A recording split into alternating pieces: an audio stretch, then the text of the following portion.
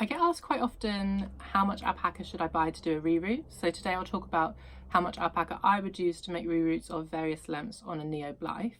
In theory, you can use as much or as little hair as you'd like, but the less you use, the balder it will be, and the more you use, the thicker it will be.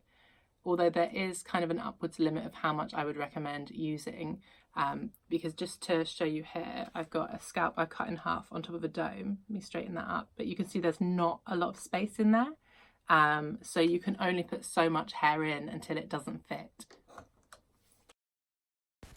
This first reroot uses 2 ounces of alpaca. It's floor length on Blythe. It's a mint green over rose grey. The reroot has 1,000 plugs. I find that fills the scalp nicely without it looking thin in any areas, and that way it's nice and thick. I use very small plugs though. So the second reroot I'll show you here uses 1.5 ounces of alpaca. So all I've done is use a shorter length of alpaca, but 1.5 ounces, because I still want to make those 1,000 plugs so that my reroot is not any thinner, just shorter.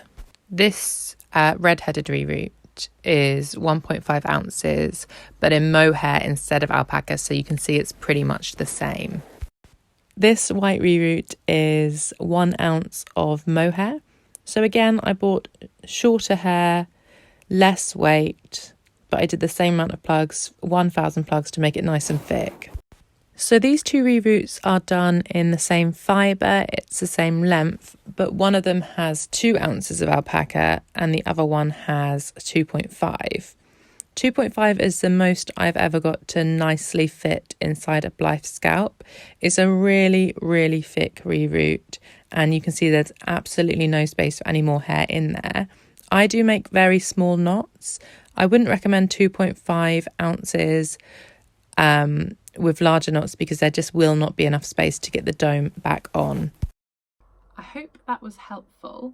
Hopefully it'll help some people know more about what they're buying on Etsy and what they need. I've got some other videos as well that might be interesting if this is the kind of thing you like. I've got one on how to reroot a Neo Blythe, how to process alpaca, stuff like that. And hopefully I'll be making more of these soon.